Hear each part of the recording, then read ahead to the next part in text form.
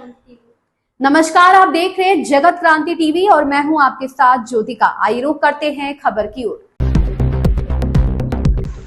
पात्र लाभार्थियों को वृद्धावस्था पेंशन बहाल करने पर दिल्ली की मंत्री आतिशी ने कहा, दिल्ली में 1 लाख बुजुर्गों की वृद्धावस्था पेंशन बहाल हो गई है। केंद्र की भाजपा सरकार ने पिछले 5 महीनों में इस पेंशन को बंद कर दिया था।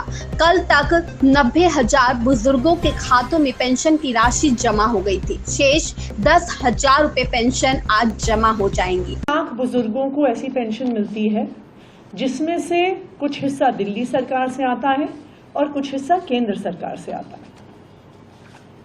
पिछले 5 महीने से इन 1 लाख बुजुर्गों को पेंशन नहीं मिल रही थी। इसलिए नहीं मिल रही थी क्योंकि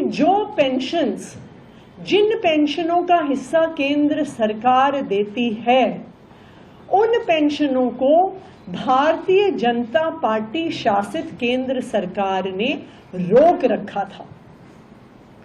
दिल्ली के बुजुर्ग बहुत परेशान थे। ये ऐसे बुजुर्ग हैं जो गरीब परिवारों से आते हैं। ये ऐसे बुजुर्ग हैं जिनके पास इस बुजुर्ग पेंशन के अलावा, इस वृद्धावस्था पेंशन के अलावा कोई भी आर्थिक साधन नहीं है।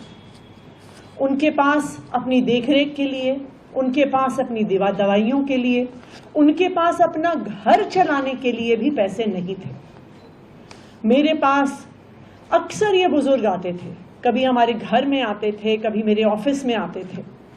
ये बुजुर्ग हमारे अलग अलग विधायकों के पास जाते थे। दिल्ली के ये 1 लाख बुजुर्ग पिछले 5 महीने से बहुत परेशान थे। इनको लग रहा था कि इनकी देखरेख करने वाला इनका बेटा अरविंद केजरीवाल जेल में है और इसी वजह से उनकी पेंशन रुक गई है और इसी वजह से उनके लिए लड़ने वाला कोई नहीं है। इस खबर में बस इतना ही। बने रहिए जगत क्रांति टीवी के साथ।